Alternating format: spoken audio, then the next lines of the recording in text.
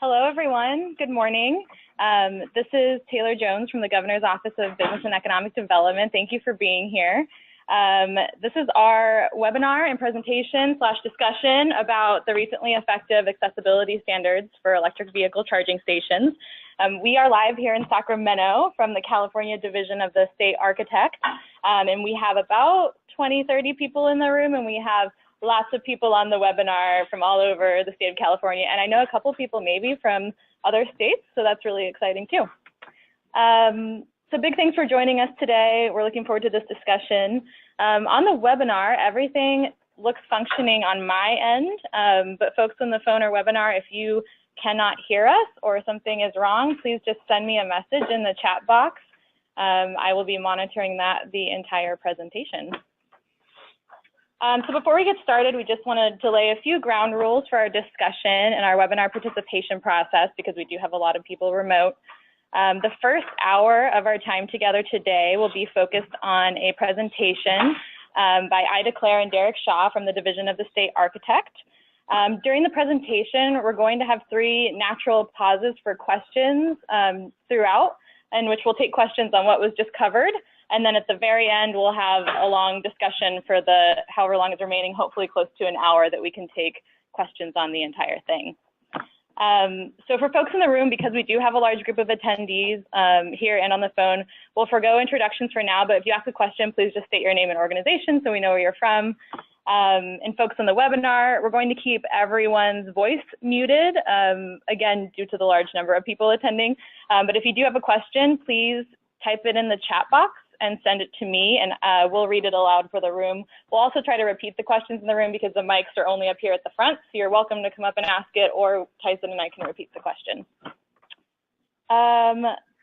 If we don't get to your question, which I think will happen during this discussion because we'll have a lot of questions, whether they're site-specific or experience-specific, we will get to them later. So I'm taking down a list of all of the questions and we'll respond. I think all of us here hope that this, an outcome of this conversation is connecting all of you stakeholders with our office at GoBiz and the Division of the State Architect, so we can, continue these discussions in weeks forward. So we'll try to get to everything, but if not, we will follow up later. Okay, so formalities complete, I would like to pass the mic to Tyson Eckerly. He's our Deputy Director over at the Governor's Office of Business and Economic Development for Zero Emission Vehicle Infrastructure. Tyson will be our moderator for the day. Well, thank you everybody for coming, and I think I want to remind, I think we're all aware, and I'm glad there's such great attendance, but we're here to try to meet Governor Brown's zero emission vehicle goals of getting at least 1.5 million ZEVs on the road, by 2025, and a big piece of that is the infrastructure and also accessibility for everybody and the driving public to be able to use it. And so that's a big piece of the puzzle of why we're here. And so we're excited. We have station developers, utilities, local officials, all coming with a similar perspective of trying to get there in the most cost-effective and straightforward way possible. We know that many of you, participated in that multi-year stakeholder process to help bring these standards, develop these standards. And now that they're in effect, our goal of today is really to focus on implementation. It's not kind of like opening the standards back up, but really like how do we work within what's been defined with those standards and implement them. And I think there's, based on the conversations we've had, there's been a lot of questions and confusion about, how to navigate throughout there on the ground. And so we're hoping we can answer a lot of those questions today. We're thankful we're partnering with the Division of the State Architect, to share their expertise and establish a common understanding and really hopefully provide some clarity as we go forward. And, a big piece of that, though, going forward, we do want to keep the dialogue going. So from your experience on the ground, we want to learn from it so that if we do find creative solutions, it can be shared with others, and so we can all, benefit from it. It's really kind of the rising tide that lifts all boats type of approach. But fundamentally, at the core of today's discussion, we're balancing today's discussion, and also, but in this concept in general, we're balancing really kind of 2 key Californian values. It's accessibility and the services, for new technology, and the early growth of a market in its infancy. And, as California, we have the largest electric vehicle market, zero emission vehicle market in the country. And it puts us in the leadership position, a lot of it because of what Governor Brown's been doing. So we're also leading in this context as well, as far as meeting the federal standards for accessibility and also deploying infrastructure to meet our deployment targets and everything balance that we're aiming to strike. And we're very excited to hear, to have DSA here to present. So I wanted to, with that, kind of kick it over to Ida Clare, who is the principal architect at the Division of the State Architect. I guess that's kind of redundant in a way, but, but thank you very much, Ida. So she'll go through the presentation and we'll go from there. Mm-hmm. Okay. Is this the, yep. So there's the Awesome. thing there. All right.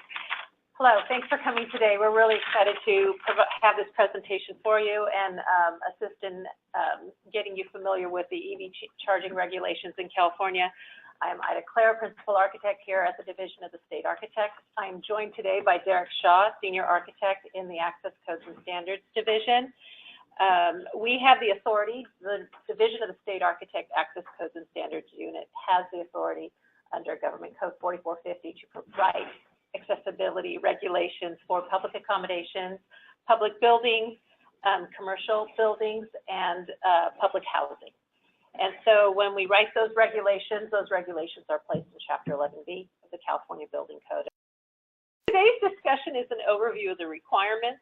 We encourage you to read the actual requirements that are in the California Building Code and become familiar with them so that in your discussions of implementation with your clients, constituents, that you really understand all the requirements that are required in the regulatory language. I just wanted to let you know that DSA has an electric vehicle charging station page on the website where you can download this presentation. I believe a link was sent to you. And as well on that page below the presentation, there's a link to the Building Standards Commission website and the codes. So you can actually click on that link and get the entire Chapter 11B and Cal Green, so you can read the requirements that are in Cal Green and the CBC for electric vehicle charging stations. Also, I wanted to let you know that the supplement that was provided to you, we have supplied those regulations to you, but Chapter 11B should be consulted in its entirety for all accessibility provisions. You will notice there are references there to other sections of 11B for operable parts, point-of-sale devices that are not included in this supplement. And so you will need to refer to Chapter 11B to get those requirements that are associated with those component systems if they're provided. So I do want to hand over to Derek right now, who will discuss an overview of the federal requirements for accessibility and the foundation of how we establish California requirements for accessibility to electric vehicle charging. Great, thanks, Ida. Hi, good day to everybody here in the room and everybody out on our broadcast as well. I'm glad to be able to help out to convey some information on electric vehicle charging station accessibility. To a lot of people, the accessibility requirements seem like a new requirement that maybe came out of the blue. And for the building code, within the context of the building code, it is true that the building code requirements just became effective this past January. So in that context, yes, they are new. Our office went through approximately a 2-year process in developing the regulations and in writing various drafts of the code and vetting them before the public throughout this 2-year process. But really, what led up to our efforts to write this into the building code were the existing accessibility requirements of the Americans with Disabilities Act. Now, the Americans with Disabilities Act, or ADA, that was put into effect back in the early 90s.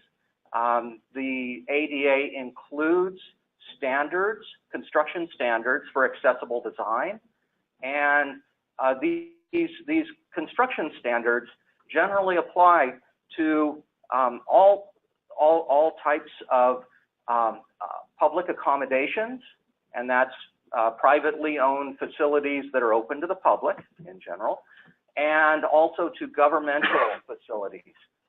And that would be governmental facilities, either state facilities or city or county facilities. Okay, so that's kind of the breadth of the ADA and its coverage. The Title II under the ADA is the section that addresses state and local governments. And Title II covers all the activities of state and local governments, regardless of the government entity's size or receipt of federal funding. Title II requires that state and local governments give people with disabilities an equal opportunity to benefit from all of their programs, services, and activities. Okay? There's another part of the ADA called Title III, and that's the portion that addresses public accommodations. Now, Title III covers businesses and nonprofit service providers that are public accommodations. In other words, privately operated entities offering certain types of courses and examinations, privately operated transportation, and commercial facilities. Public accommodations are private entities who own, lease to, or operate facilities such as restaurants, retail stores, hotels, movie theaters, private schools, convention centers, doctors' offices, homeless shelters, transportation depots, zoos, funeral homes, daycare centers, recreation facilities, including sports stadiums and fitness clubs. Additionally, transportation services provided by private entities are also covered by Title III.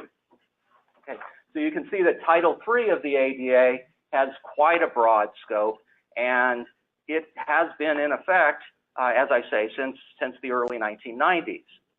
Okay, now the ADA in itself is the overall law, and as I mentioned a moment ago, the ADA standards for accessible design are the standards for construction that are included as part of this federal law. Okay, now the ADA standards cover quite a bit of detail, both in describing the types of the requirements that are applicable to different types of facilities, as well as then the detailed requirements that get into aspects as finite as the door hardware on doors as you go through these buildings, the entrance to the buildings, the connections, the accessible routes, the surfaces we walk on or people who use wheelchairs roll on, that go between the bus stops and the entrances to facilities, the parking areas, the accessible parking. We've all seen the accessible parking. Usually it's near the front door. It's got the blue sign with a wheelchair symbol on it. You know, these are all aspects that are required under federal law now. Now, with the division of the state architects, part of our role under California law is to incorporate requirements for accessibility, including the federal requirements.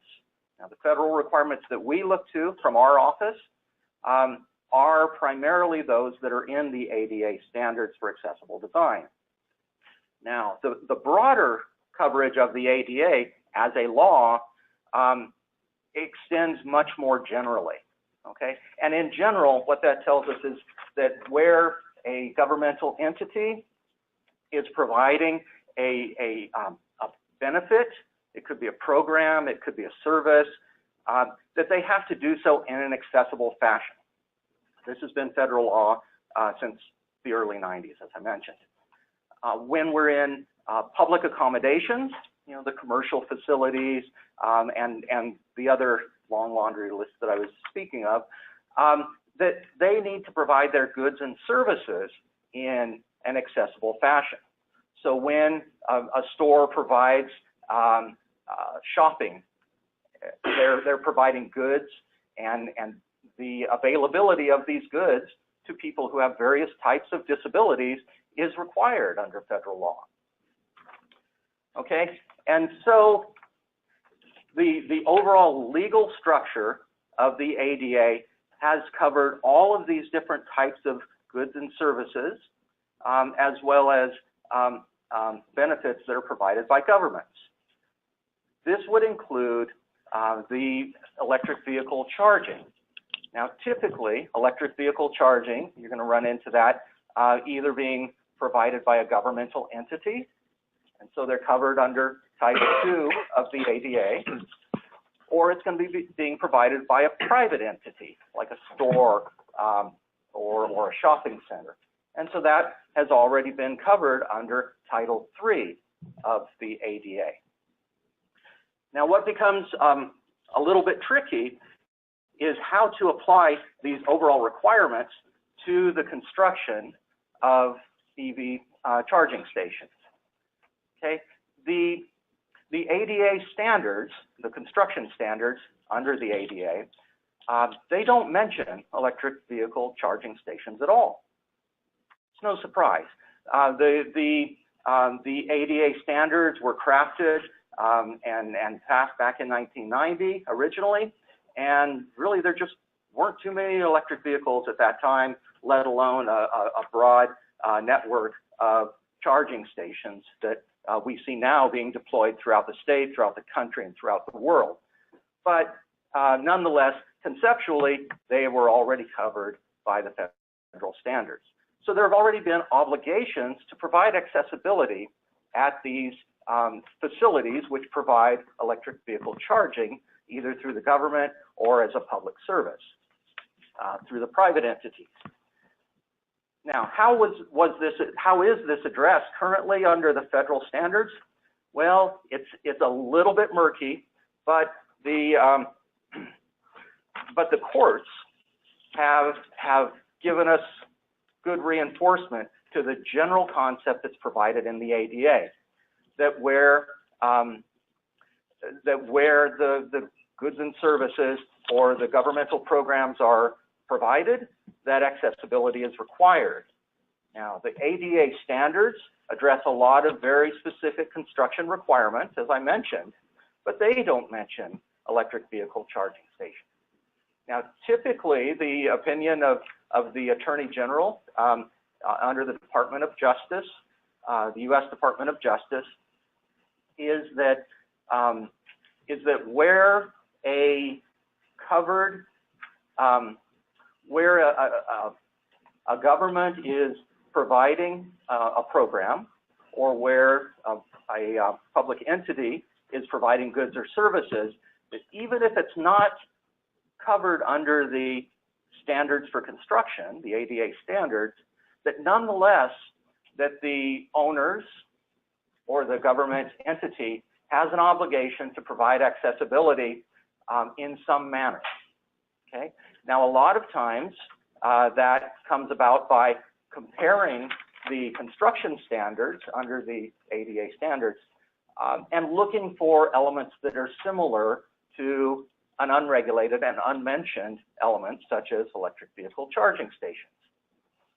So what we see in the ADA standards is that they do certainly regulate parking spaces, and we look to those and we say, hey, those are similar. We've got a vehicle that pulls into a physical space, and so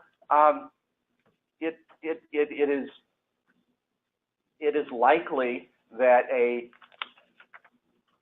electric vehicle charging station that incorporates the federal standards for parking space size can apply that appropriately for the similar element in an electric vehicle charging station. Okay. Now, additionally, when we look at the ADA standards for accessible design, we see that they do cover controls. We see that they also cover automated sales interactions, consumer controls, where a person may purchase a ticket or to a public transportation, for example. And so we start to see that those elements are kind of similar to the controls that we see now in the electric vehicle charging station. Okay, so while the ADA standards don't expressly address electric vehicle charging stations, we can see that there can be some provisions that are already in the ADA standards that regulate and give good requirements for those different types of facilities. Now, the ADA standards is under the federal law. Okay, now what we do here at DSA is we incorporate the accessibility requirements into the California Building Code. And so in our process leading up to this, we did refer quite extensively to the ADA standards, as well as our existing California Building Code requirements that we already had with regard to parking and controls and accessible routes and those sorts of connections. Those have been incorporated, and you see those in the new regulations that are coming into effect. Now, some people will say, well, when the ADA standards does not cover an element specifically and explicitly, do we really have a requirement to do so? Well, I mentioned that yes, the Attorney General in the Department of Justice has given the opinion that yes, they do. Furthermore, it's been confirmed under the court case Fortune versus the City of Lomita.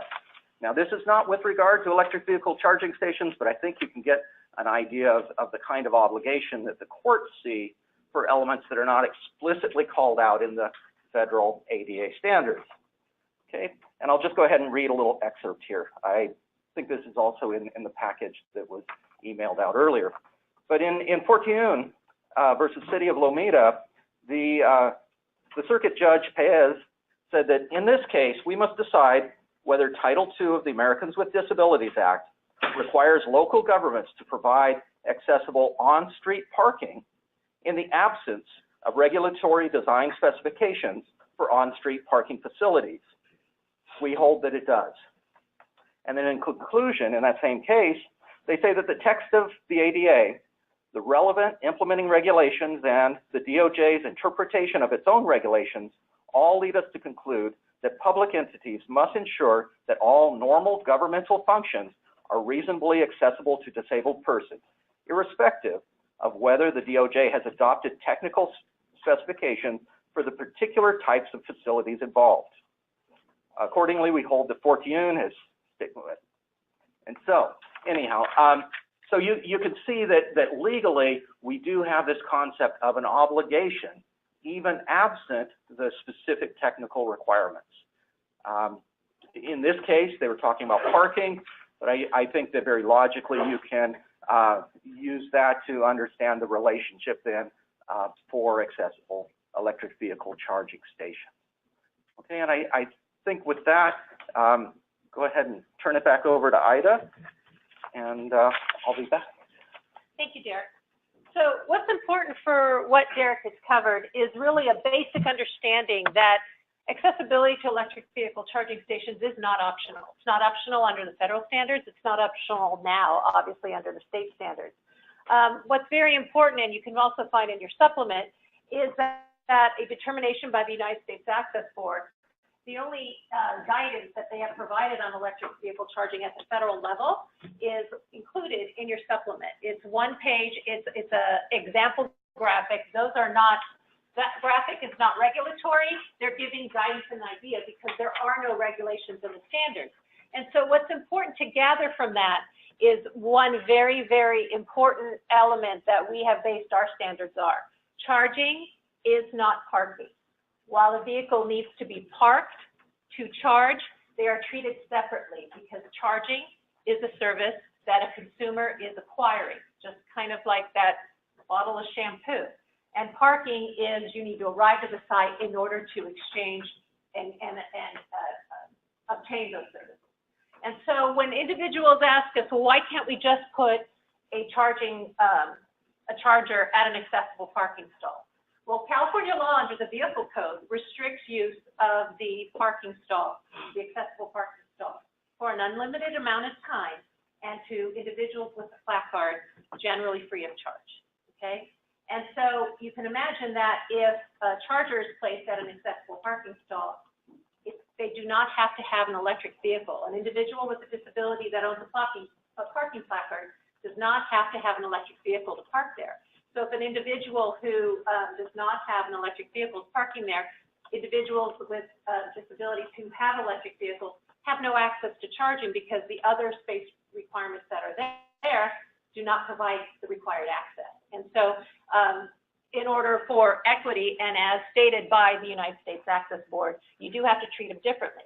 So parking is parking, charging is charging, which is why it necessitates, a charging stall necessitates accessibility separate from parking. And so under the California Building Code and in our regulations, we make it very specific that the design of the parking facility is according to the parking regulations that are provided in the CBC, California Building Code, and the charging regulations are handled separately. And so when we state that they're handled separately, this is something that's not negotiable, okay? And it's not negotiable because we, in California, in our regulations, have to meet the minimum federal standard. And that's always a concept that gets kind of confused and traded, that California regulations, because they are specific to California, we're placing additional requirements over what the feds require. And that's actually not the case. We are required to meet the minimum federal standards, and generally with our regulations that we have put forth in the California Building Code, we are just making it specific. As Derek had mentioned, the ADA standards are not specific to electric vehicle charging. The ADA regulations overarching say you provide a good or a service, it's got to be accessible. California, because Governor Brown has this really ambitious goal of having all these electric vehicles available in the state and the charging infrastructure to support it, we have felt that there was a need to make it specific so that we could provide clarity to everyone in installing the charging stations and actually not put into jeopardy or liability business owners and city and government who actually provide charging but don't think about providing accessibility to them because it's not specific. So that was the goal of our regulations, was to provide specificity. I do want to say that throughout, as far as we know, throughout the country and also throughout the world, we are unique. We are the only ones who actually have regulations for electric vehicle charging accessibility, specific to electric vehicle charging. And so in starting that, we will start with our presentation. This is Governor Brown's executive order. I'm not going to go into the detail with this because Tyson covered it. But in the California Building Code, or the California Building Standards Code, the California Building Standards Code covers the electrical code, the building code, the green code, the mechanical code, there's the fire code, there's a lot of components. I'm going to be discussing two today that relate to electric vehicle charging, infrastructure and physical requirements. I'm going to start with the Cal Green Code. So as of January 1st of this year, the California Green Code, the Cal Green is what we call it, requires charging infrastructure to be provided for all new construction projects. That does not mean that the chargers need to be installed. It just means that charging infrastructure needs to be provided and considered at the initial stages of new construction so that you can actually go and develop the charging capacity later on in the project, and you don't have to, it doesn't make it as difficult. And so it requires infrastructure and EV spaces for new multifamily residential facilities and non-residential facilities. An EV space is under Cal Green. An EV space, when we talk about EV spaces, is a space intended for future installation of EV charging equipment, because Cal Green only deals with infrastructure. It doesn't deal with physical space requirements. And that, just a reminder that there's no requirement for EV spaces to be constructed or available until the chargers are actually installed, okay? So in Cal Green, there's specific definitions. So when these terms are used in the Cal Green requirements, you should really look to the definitions about what these individual definitions, they do align with our building code definitions, but it's important to, when you're using the use of the code, to look at these definitions so that we know what we're putting in reference what we're talking about when you find this language. And I'm not going to go over it extensively, but the charging station is the charger, the space, and everything that's provided for a future installation under Cal Green. And the electric vehicle supply equipment is usually the mechanisms that supply the infrastructure. Okay, so under multifamily residential, this is what we're talking about now. It applies to new facilities that have 17 dwelling units or more, and EV spaces are calculated as 3% of parking spaces. So the local authority will say, local zoning requirements will say for any new multifamily residential, you need to provide this many parking spaces, okay? And based on that number, now under Cal Green, 3% of those parking spaces need to be reserved for EV charging in the future, okay? So you need to provide the infrastructure for 3% of whatever you're providing for parking. And at least one EV space shall be in a common use area and available for use by all residents. Then Cal Green, because they want to encourage people to be more green than just the minimum, they have what they call voluntary measures. And if you just go to Tier 1 and Tier 2, if any of you are familiar with the LEED building system and they have the certified silver, gold, platinum, Tier 1 and Tier 2 are similar to that in concept. So if you want to be more green than the minimum, these are voluntary. You can provide 5% of parking spaces for electric vehicle charging. Next. And so the mandatory measures for infrastructure is these electrical requirements.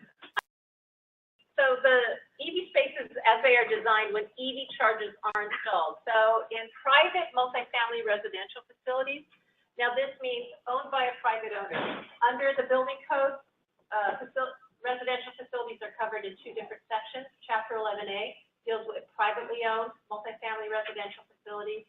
Chapter 11B deals with publicly owned housing available for public use, which we call for public housing. And I'm not going to get into extreme detail with that because it's a little technical, but your building official will help you determine, and as well as your owner, determine whether your facility you're addressing is private housing or public housing. But private housing, EV space shall be located adjacent to an accessible parking space with a shared access aisle. Again, it's not combined. It may have a shared access aisle, but it's not combined. They're separate. There's an EV space and there's a parking space. And then EV space shall be accessible according to the specified requirements in Cal Green and located on accessible routes.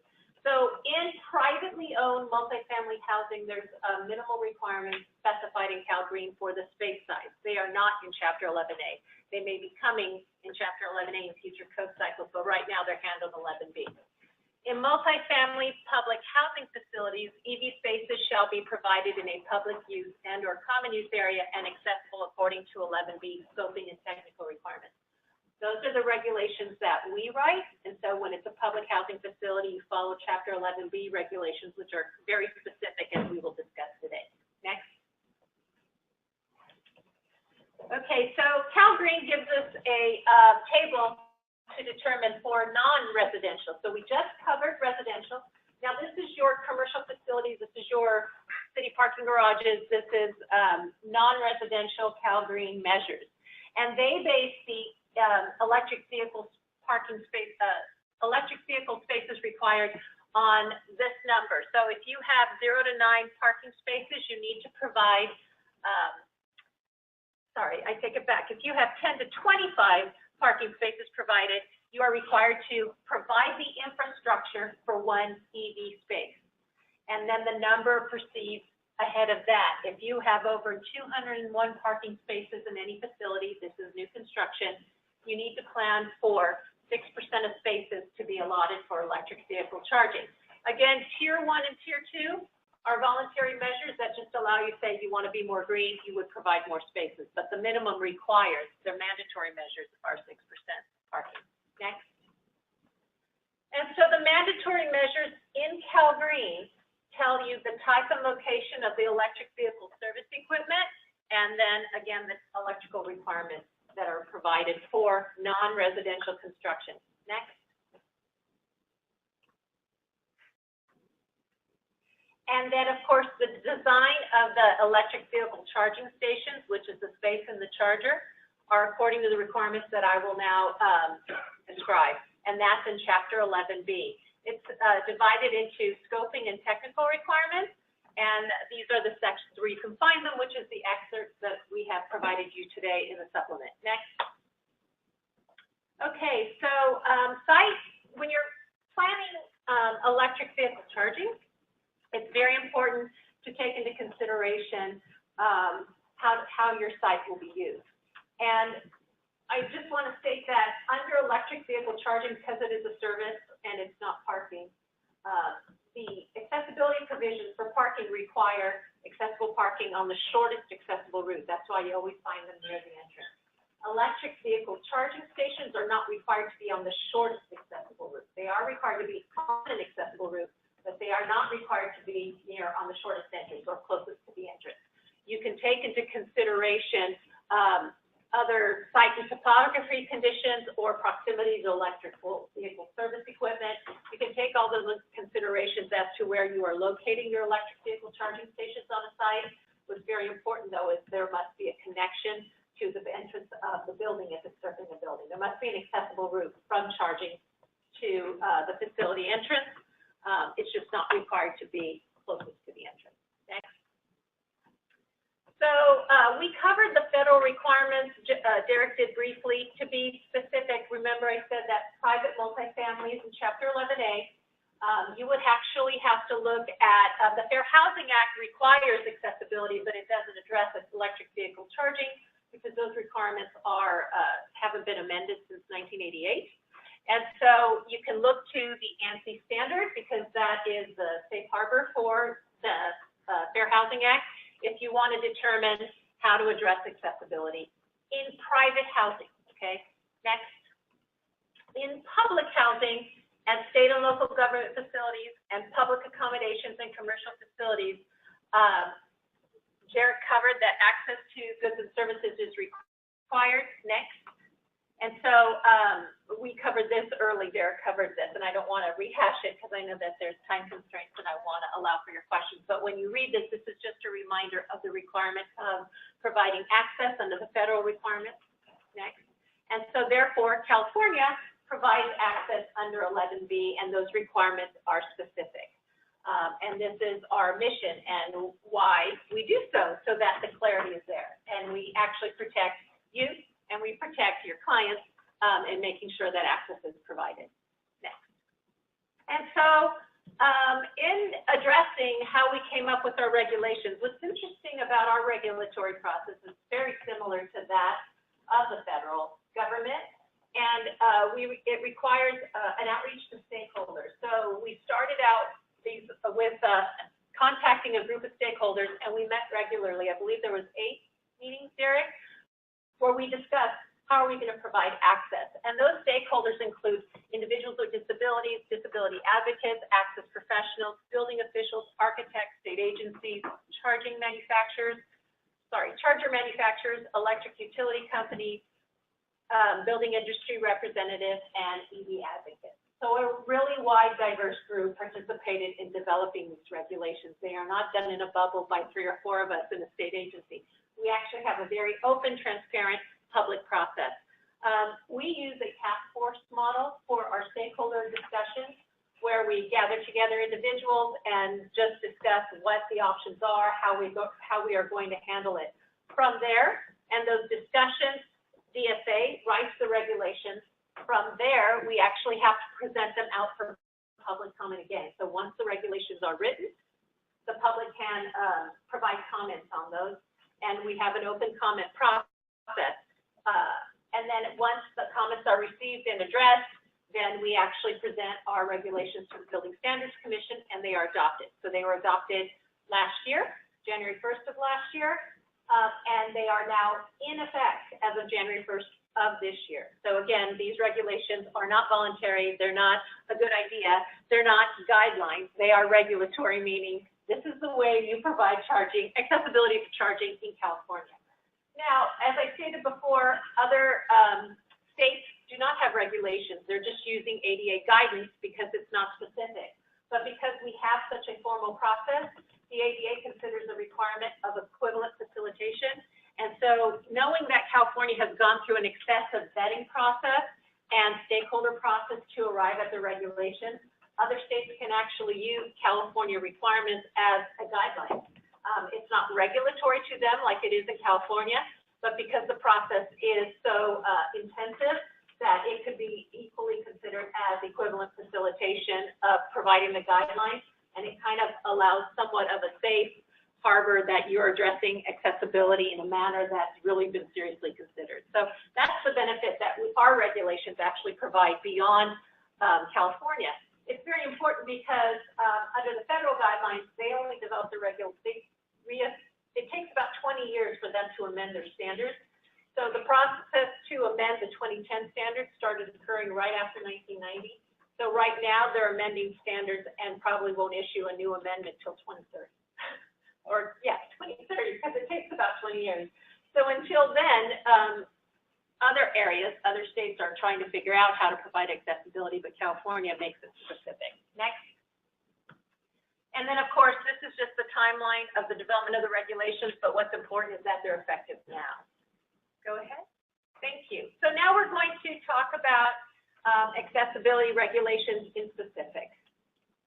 They're found in the California Building Code. Everything I'm addressing from here on out is in the California Building Code. Prior was Cal Green. This is in the Building Code. And the way the Building Code is used is you always start with definitions. We have a few definitions that are applicable to electric vehicle charging. Then you go to scoping, which is in Division 2, and you have those the scoping requirements also in your supplement, and that is in 11B22A.3. Scoping tells you what type, how many, okay? And then, of course, there's technical. And the technical requirements really relate to the charging stations once, that it's not so much the how and when, it's actually how big, where are you located, how do you make it accessible. That's in Chapter 11B, Division 8, under Section 11B.8.12. Next. These are the definitions. Again, like I said, they align with definitions in Cal Green. However, when these definitions are in the Building Code, this is when you are actually installing stations. So that's how these definitions vary a little bit differently than Cal Green. Cal Green is for when you are planning, and these definitions are when you're installing. Okay, so this is what's really important in understanding scoping. An electric vehicle does not need to charge every time it's parked. Therefore, public and common use electric vehicle charging stations are charging spaces and not parking spaces. While an EV needs to be parked in a state to charge, charging and not parking is the primary purpose of an electric vehicle charging station. And EV charging is a service provided by the facility owner or public entity and therefore must be accessible. Next. So local zoning codes may vary, and some jurisdictions may permit a facility owner to meet parking requirements with a combination of parking and charging, but accessibility requirements are handled differently. Okay, you have to provide accessibility to parking, and you have to provide accessibility to charging separately. And then, of course, where the provisions are located in the CBC. For parking, it's 208. For charging, it's in 228.3. Technical provisions for parking are in 502, and technical provisions for charging are in 812. And that's very important. We separated them in the code on purpose so that they wouldn't be confused and combined. Next. And so, again, understanding this, accessibility regulations do not require electric vehicle charging stations to be installed. When an owner chooses to provide them, they must be accessible, but there's no requirement to provide them. Cal Green may require you to provide infrastructure, but they don't even require you to provide the charging until you choose to do so. So understanding right now that a lot of this is voluntary. There are mandatory measures to repair, but there's no requirement right now still to provide charging. And when they are installed, accessible electric vehicle charging stations provided for common use, public use must meet scoping and technical requirements. Okay, next. So there are two exceptions to providing accessibility to electric vehicle charging, and this is in the Building Code. One are those not available to the general public and intended for use by designated vehicle or driver. So if you are in a multifamily housing facility, Cal Green requires you to put it in a common use area so that it's available for everyone who needs to use it. But if a resident wants electric vehicle charging, they can actually go to the facility owner and request that charging be provided at their assigned space if that individual does not have the need for an accessible charging.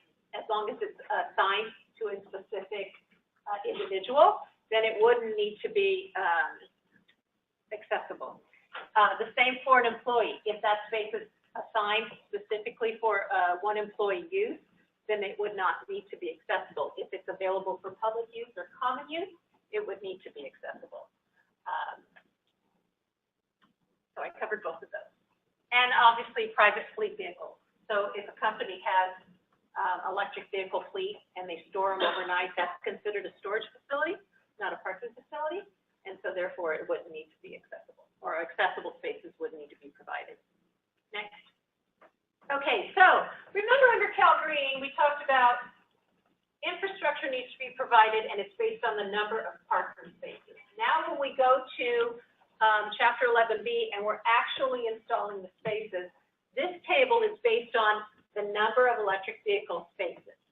So where Cal Green says we need 3% of spaces, and say that number is 10 or 7, say 7. So you are now required by Cal Green to have 7 spaces based on your parking number. From this, you would go to this table and say, okay, I have 7 electric vehicle charging spaces.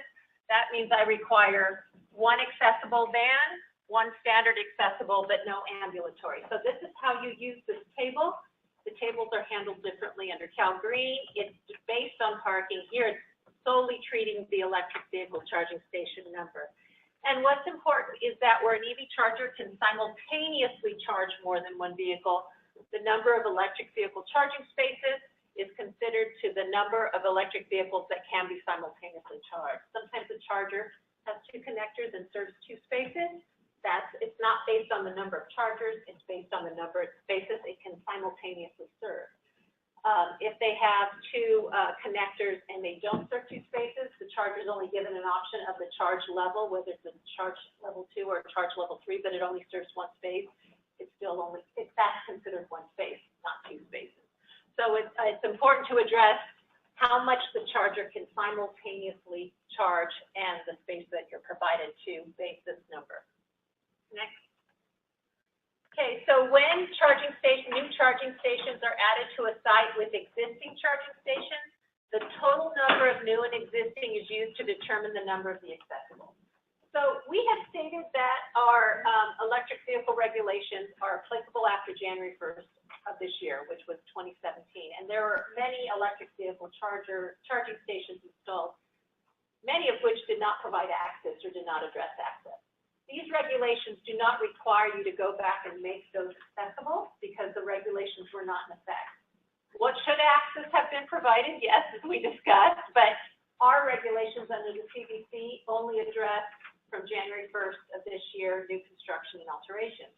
But we do consider that when you're looking at the total number being provided, the table that we just discussed does take into consideration any existing that are already installed. You can address access on the total number based on the new, so you don't have to retrofit the others, but the number is based on the total number that's provided. Technical provisions apply only to new and altered EVCS, and the CBC does not require existing charging stations to be altered. Operable parts on all new and altered EV chargers must comply with the requirements for operable parts, and that is a 5-pound force, 1-hand usage. Those requirements are in 309.4. Next. So our charging regulations address 4 different types: a van accessible charging space, a standard accessible charging space, an ambulatory space, and a drive-up space. And these requirements are in 812 and also in the supplement that's provided to you. Next. Okay, so I'm not going to get terribly into these. These only describe the space configurations for a van accessible, for each of the 4 spaces. What I do want to address, though, is that 12-foot space. If you recall parking, there is an option to provide either a 12-foot wide space with a 5-foot access aisle or an 8-foot wide, 9-foot wide space with an 8-foot access aisle. Electric vehicle charging is different. We require a 12-foot space with a 5-foot access aisle, and that's because the car can shift in that 12-foot wide space depending on where the connector is on the car. So they would park closer to the access aisle if the connector's on the driver's side, so that if they need access with a wheelchair or a mobility device, they can get it. If they have it on the other side, they can actually get greater access on the passenger side. And if they have an electric van, which are coming, and they have a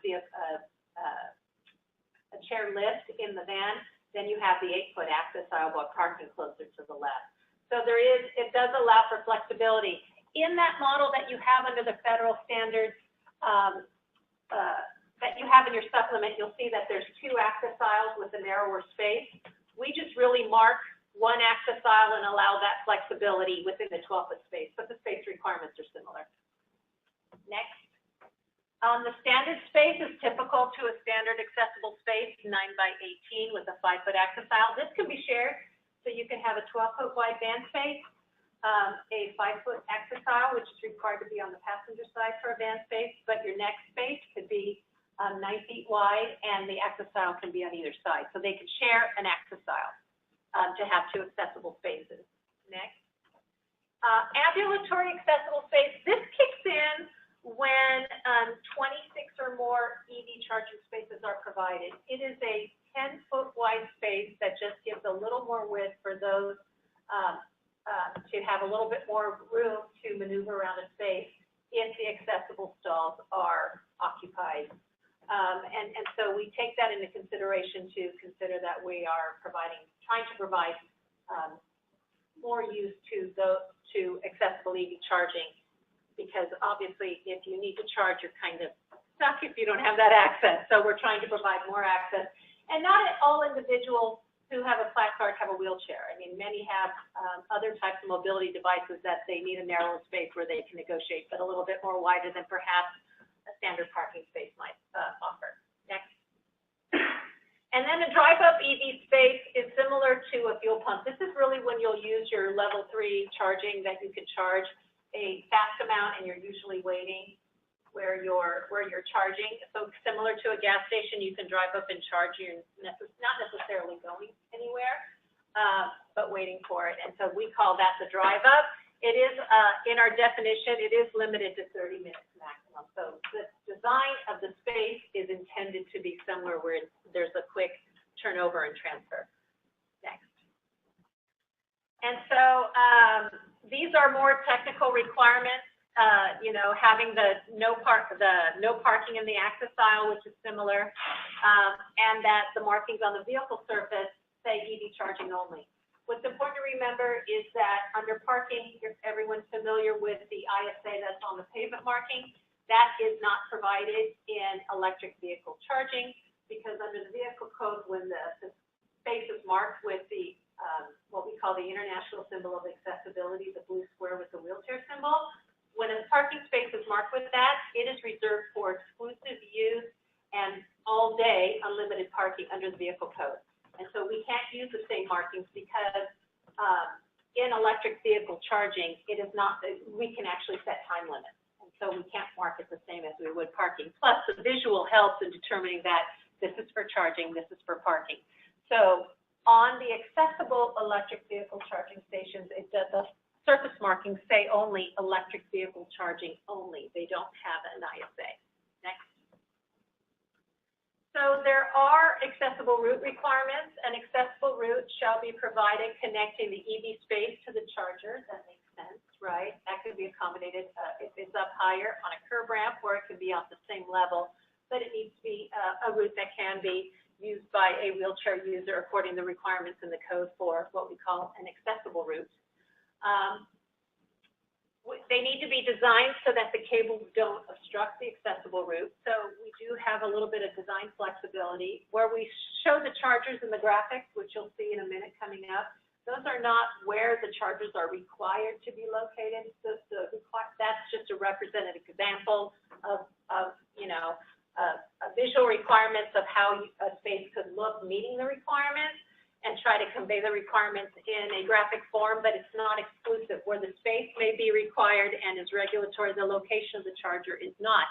But it must meet the requirements where it doesn't block the accessible route in an access aisle.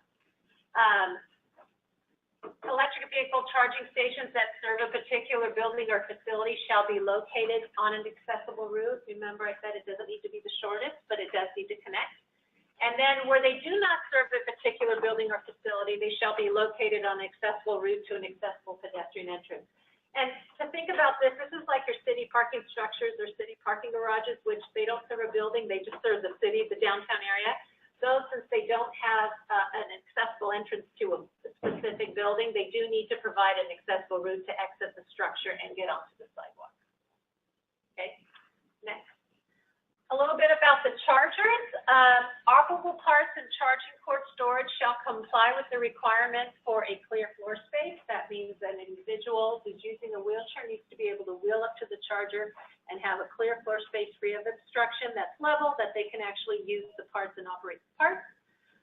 Reach range requirements. There are limitations as to where any of the buttons or the point of sale devices or any operable parts, is what we call them, are used, have to fall within specific reach ranges. And then there are operable parts requirements. Most parts on the charger need to meet a 5-pound force for operation, except for the electric vehicle connector, because just like gas station nozzles are exempt from that, so are electric vehicle connectors, because of the charge requirement that is that in order to get the connector to work. But point of sale devices also must comply with the required accessibility features. So in California, this is a specific California regulation for point of sale devices. All point of sale devices, wherever they are provided, must meet the requirements for the visually impaired. So the requirements for point of sale devices to have accessibility features do not extend only to the accessible electric vehicle charging stations. It extends to all electric vehicle charging stations that are provided. And that is because an individual who perhaps has visual impairments, maybe a passenger, may want to pay for the power that goes into the electric vehicle for the driver, but they may not need an accessible stall because their impairments are not mobility impairments. So all chargers need to meet the requirements for point of sale devices for that have the accessibility features, which are usually the features for the visually impaired or blind. EV charger requirements, this is where they're located. Again, the graphics do not specifically state where to locate them. You need to look at regulatory language, and it applies a little bit of flexibility so that you can have that design for whatever location that you need to look at. And your building official will make sure that you meet the requirements when you look to that. Next. Okay, so identification is important. As you know, as I stated previously, the ISA on the pavement and parking, the ISA above the parking stall reserves the space for unlimited use.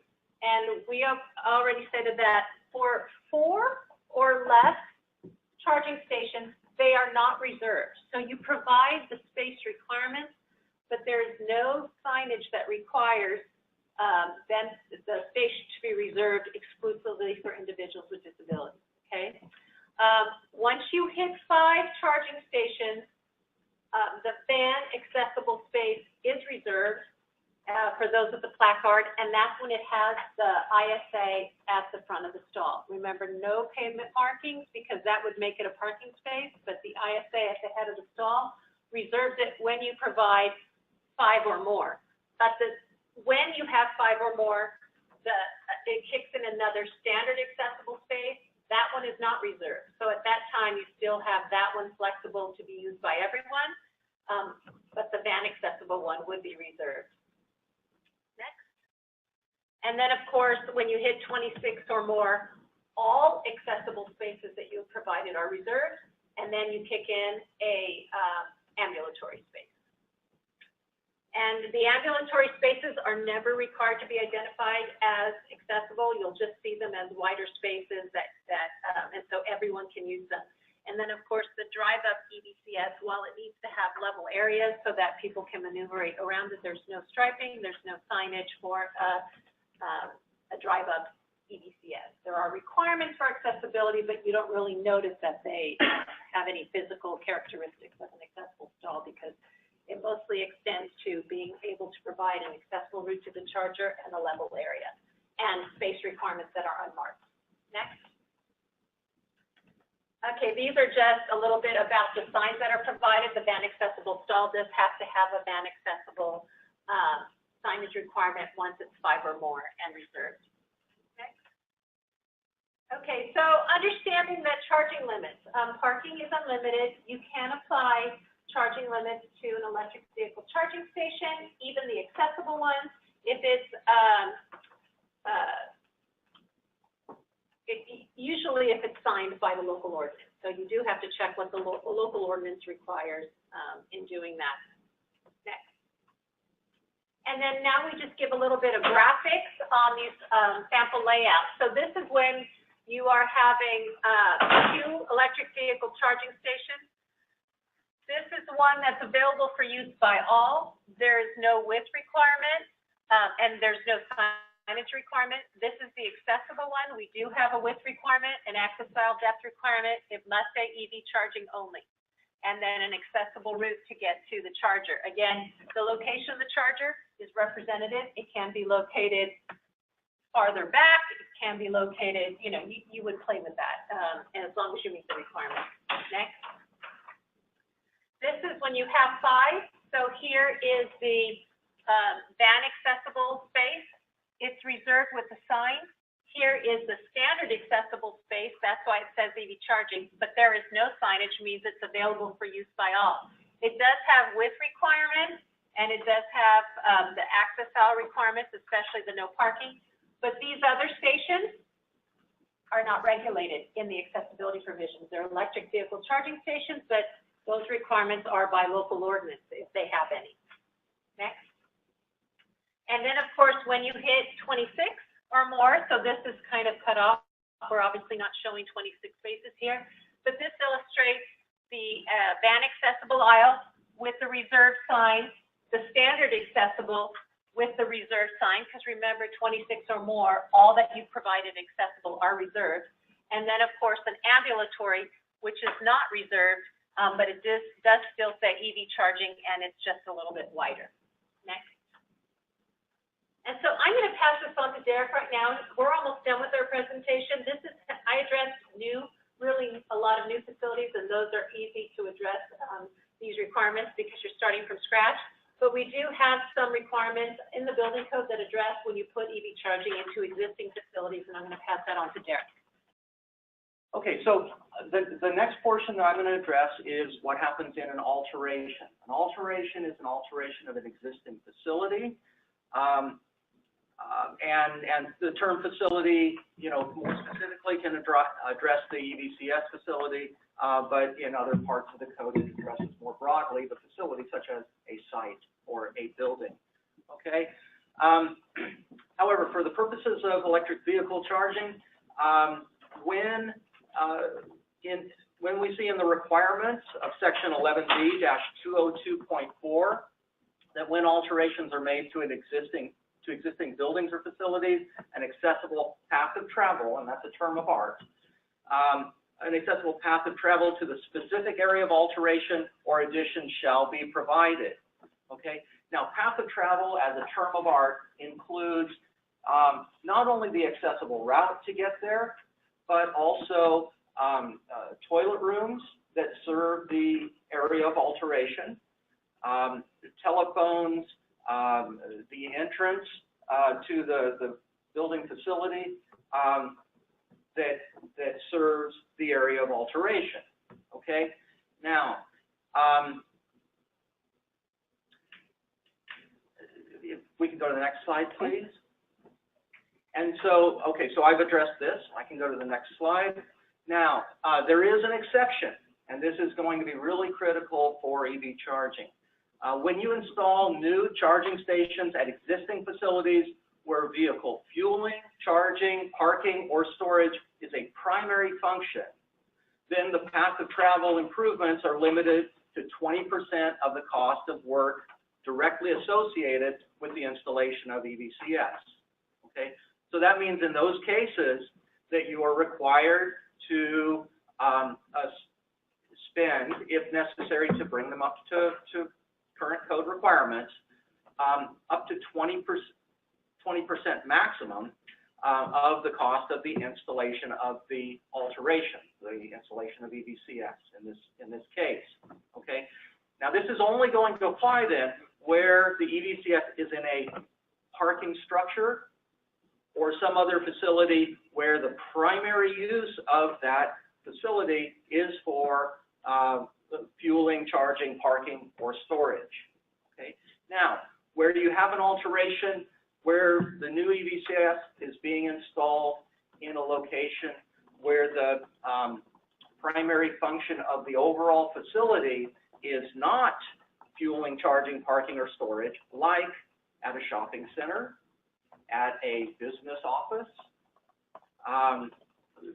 any of the examples that are not primarily parking or fueling, then you have no path of travel improvement obligations at all. You're completely exempted from them. The accessible route requirements to get you to the entrance of the facility, or as Ida had mentioned earlier, to the public walk, if there is no associated building, then those are still going to be there. Those are accessible routes, but those are different than the path of travel obligation. Okay, so on the one hand, if you go into a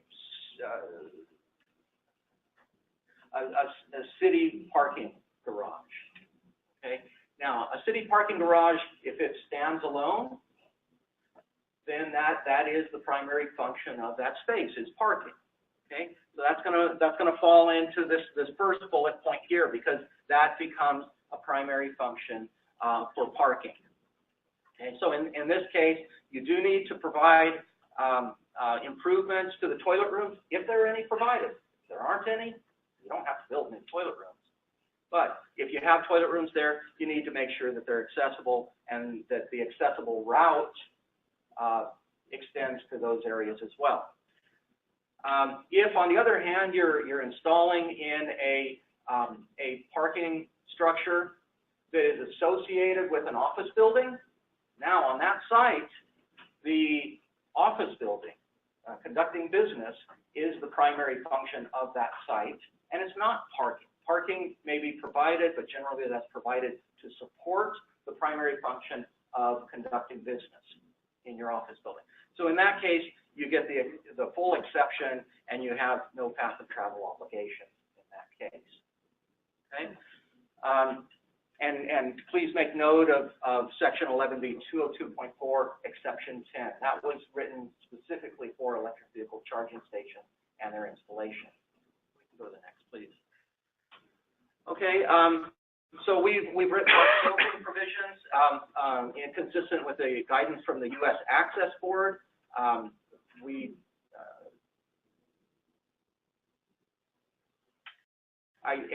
think I've conveyed that information basically in the prior slide. We can go to the next. Can I interrupt a second? Yes, of course.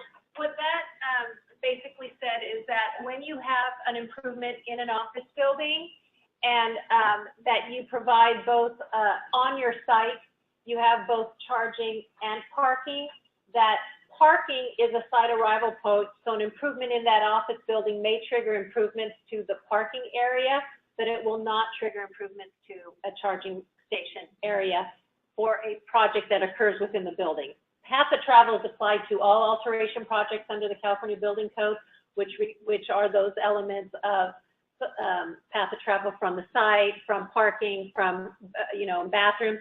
We're just saying that because parking and charging is different, that when you're doing an alteration inside the building official is not going to make you upgrade both charging areas and parking areas, only parking areas.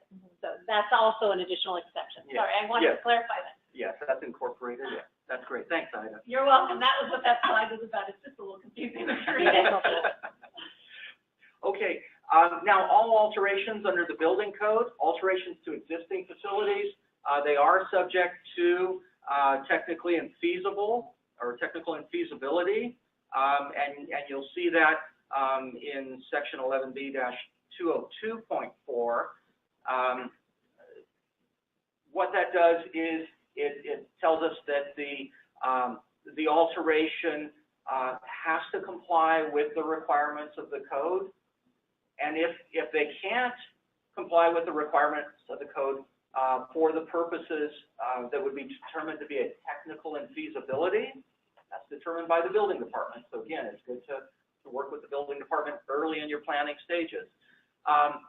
Then the obligation is to comply with the requirements of the code through equivalent facilitation or to the greatest extent feasible. Okay. Unreasonable hardship does not apply to the path of travel improvements triggered by EVCS because the path of travel improvements are already limited to 20% of the adjusted construction cost. That's for other types of construction projects. other than EVCS. A lot of times the unreasonable hardship provision is invoked. It's kind of similar to the exception that is provided in the first paragraph of exception 10 for EVCS.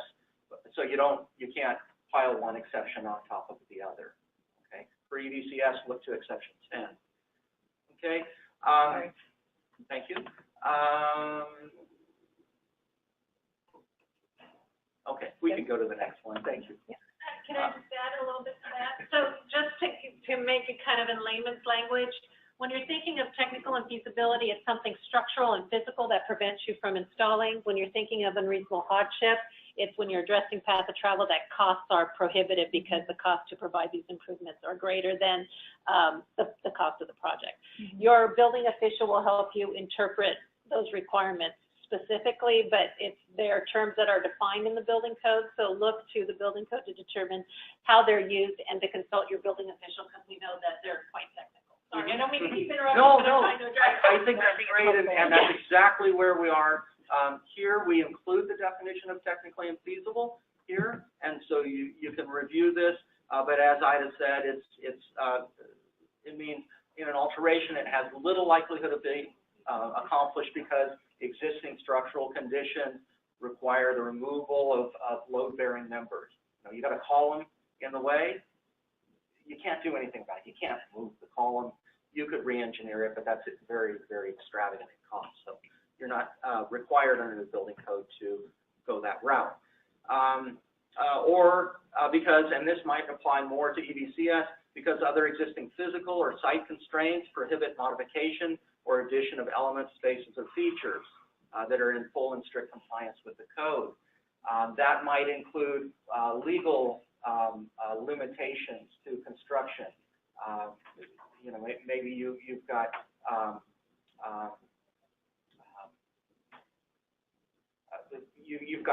of course, the boundary of the site is a legal limitation. You can't be obligated to construct outside of your own site, or you may have power lines that cross over the site, and you may be prohibited from constructing under the area where the power lines are.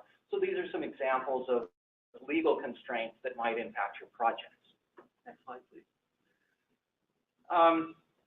Okay, so the key here is that the determinations of technically infeasible by the building official are addressed on a case-by-case basis. In other words, the building official looks at every single project individually to determine if there are technical infeasibilities.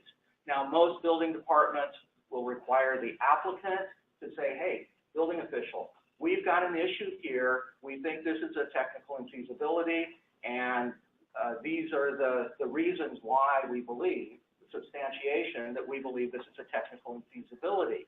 And then you request the determination by the building official to determine that it is, in fact, a technical infeasibility. Okay, and I mentioned before, you provide equivalent facilitation or comply with the requirements to the maximum extent feasible. Okay, the building official is going to make their notes, their recording of their determination, and they're required under the building code to retain that determination and the substantiation for it. So they're going to take your request, which identifies the reasons why you believe there's technical infeasibility. They're going to put it together with their determination. They're going to put it in the files, or they're going to save it on their hard drive. We can go to the next one, and that's it. Okay. And this is my contact information as well. If you have additional questions, email or call. We'll leave this up here for a while. We're at the end of our time, a little bit over, in fact, and we just want to thank everybody for your attention and questions. And we have a lot more questions to answer. But the big thanks to DSA and Ida and Derek for their time today and their availability. Thanks for coming. And make sure you connect with them and their building officials with them as questions come up. Great. Thank you all. Thanks.